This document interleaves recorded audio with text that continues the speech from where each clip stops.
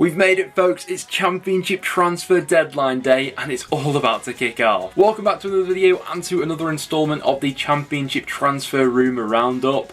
We've been doing these videos all summer and we're finally at deadline day.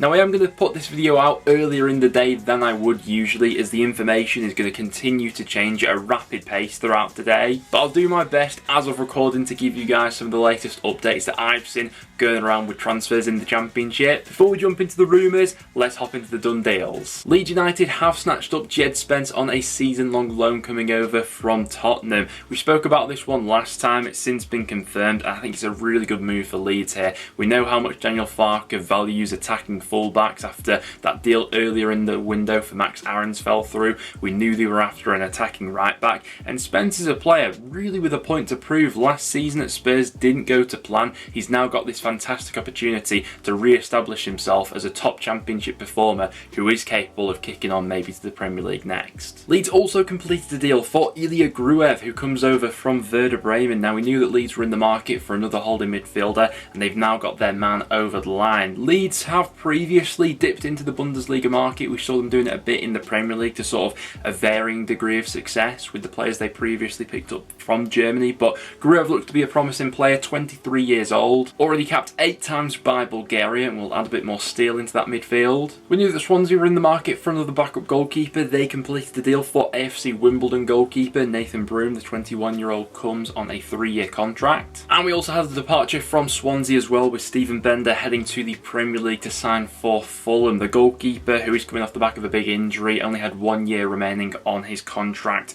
with Swansea, and so a move was expected to go through, I think, in the end, with Fulham paying around about £1 million. And we also saw Hull City adding to their goalkeeping department, snapping up Cardiff shot stopper Ryan Allsop. He'll come into that Hull side looking to rival Matt Ingram for the #1 spot. Interesting one, Ipswich picked up Dane Scarlett on the loan spell from Tottenham. Now, the striker spent last season out on loan with Portsmouth in League One. Had a bit of mixed fortunes there, it seemed, lost his confidence at one point of that loan spell, ultimately only scoring 4 league goals. It does seem that, reading up about this one, Kieran McKenna has fancied Scarlett for some time and obviously wanted to get him in. We've already seen the impact that McKenna's had with some other youngsters over the years. And at 19 years old, he's still incredibly raw. So yeah, excited to see how he gets on in the Championship. Big deal this one from Middlesbrough. They got a loan deal over the line for Lewis O'Brien. We reported previously on the Forest midfielder and how many other Championship clubs were seemingly in the race to get his signature.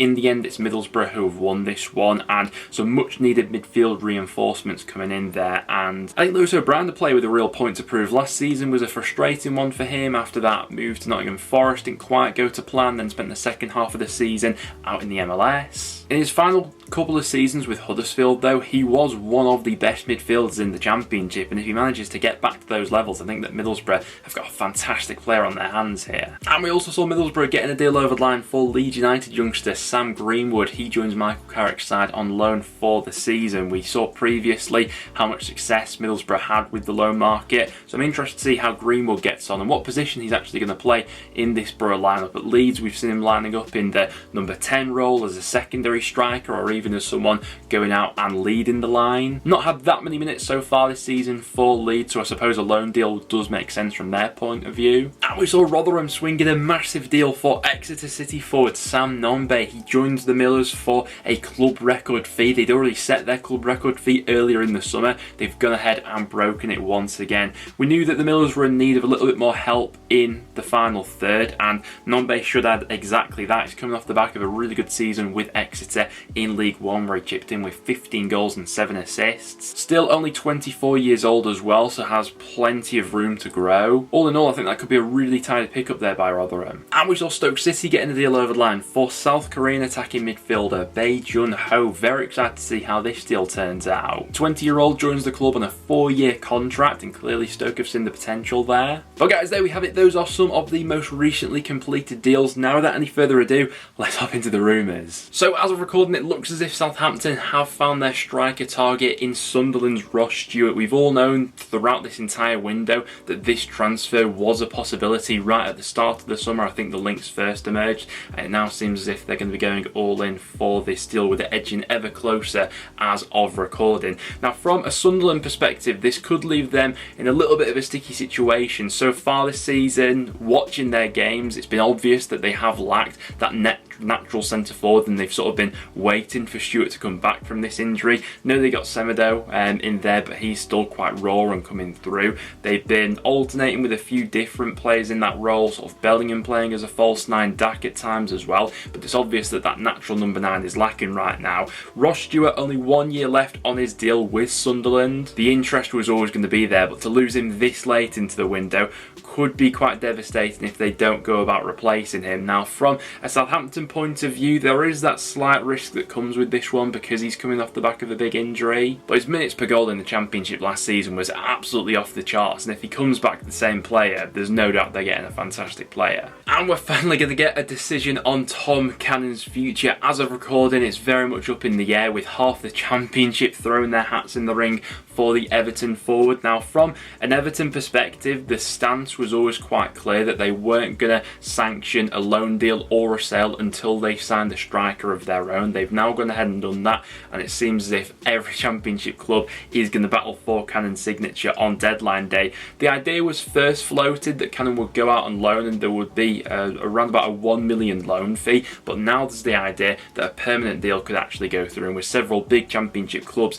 now in the race. At one stage there was a reported 7 million bid that was lodged by Norwich, but that was since debunked. Along with Norwich, the likes of Leicester, Southampton, Sunderland, Preston, Birmingham all been linked with the forward, along with others as well. It's going to be a busy day for Tom Cannon. Very interested to see what happens with Leeds forward Joe Gelhardt on deadline day. A rumour recently popped up claiming that Leeds would be willing to let the forward go out on loan and get some more experience in the Championship before returning to Leeds. Ipswich Town have been one of the clubs mentioned in contention for Gelhardt. It'll be interesting to see whether or not their signing of Dane Scarlett has gone ahead and impacted this potential deal, but it'll be interesting to see if Leeds do loan him out. Southampton really are gearing up for a busy transfer deadline day, as they're also being linked with Sunderland winger Patrick Roberts. Now, to lose both Roberts and Stewart would be a real hammer blow from a Sunderland perspective this late on in the window. I think that Roberts maybe went a little bit under the radar last season because it was often Diallo and Clark who grabbed most of the headlines for Sunderland,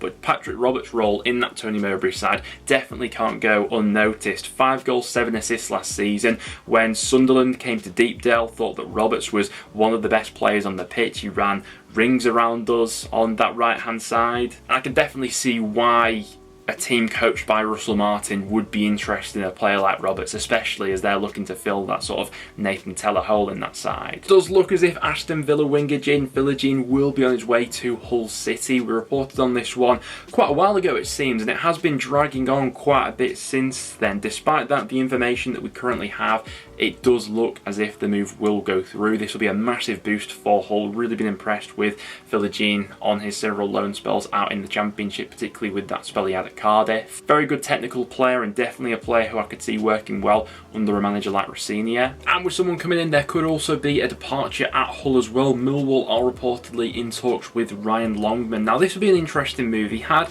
somewhat of an inconsistent season last time around, I think it'd be fair to say. Prior to making that move to Hull, Longman was a really sought after player, and I remember it being quite the capture from Hull at the time that they got him on a permanent basis, but since making that deal permanent, has had a few bumps in the road and maybe is in need of that fresh challenge right now. We knew that Leeds United had been interested in Celtic midfielder Matt O'Reilly, along with Leeds. Southampton had also been linked, and it's currently been reported that Leeds have been knocked back with a 10 million bid to sign the midfielder, and it looks for the time being that he will be staying at Celtic. Just coming off the back of a fantastic season for the Scottish champions, scored 3 goals, got 12 assists in the Scottish League last season. 22 years old, but valued very highly by Celtic, and it seems as if they'll be doing everything they can to keep hold of him. So while that deal no longer looks to be on the cards for Leeds United, it does seem as if a deal for Rangers midfielder Glenn Kamara will go through. The 27-year-old who does look likely to join up with Daniel Farke's side. He has been linked for quite a bit, and as of recording, does look as if that deal will go through. Jorginho Rutter is one to watch out for on deadline day, as the Leeds United forward has been linked with the move to both Lyon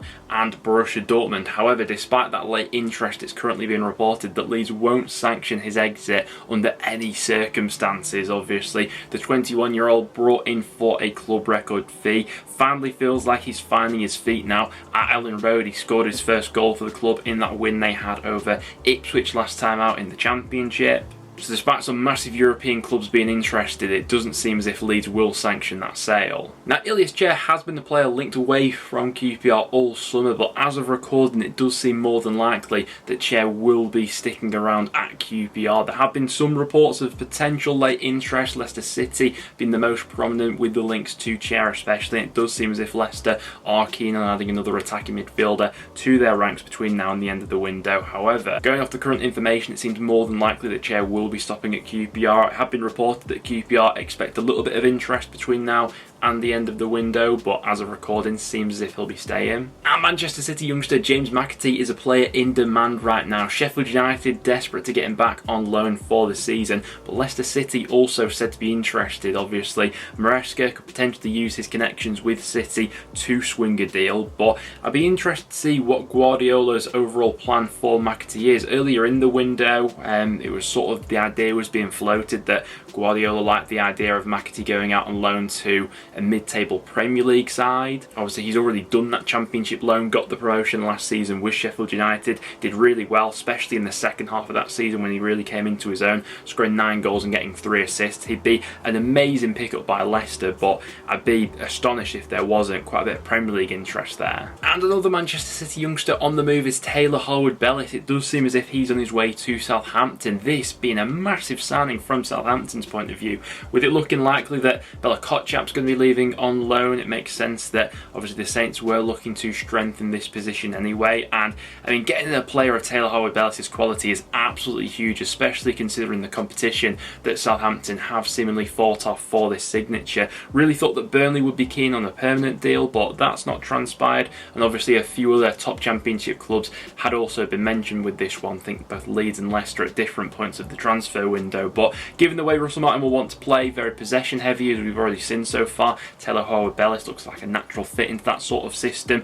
Already got a promotion on his CV with Burnley, and yeah, just a Rolls Royce at this level really, isn't he? And what's fascinating about that Taylor Harwood-Bellis deal is it could mean that Southampton's potential move for Nathan Wood is no longer on the cards. I think Swansea had already knocked back a couple of attempts by Southampton to sign the young defender. Obviously, Russ Martin very keen on a reunion at Southampton, but with Taylor Harwood-Bellis seemingly on the cards, it may mean now that Wood's sticking around at Swansea. We saw Coventry having a £4 million bid rejected for Barnsley defender Liam Kitching. Be very interested to see if Cov go in with another offer. I believe they've already had 2 offers knocked back now for the defender. Obviously, we've seen Coventry not being afraid to splash the cash so far, the reinvestments they've had from their sales, but a lot of money we're talking about there. Jonathan Panzo is the subject of plenty of interest from Championship clubs right now, obviously with that loan spell last season out to Coventry. The likes of Cardiff, Swansea, West Brom and Coventry are all said to be interested, but as of recording, it does seem as if Cardiff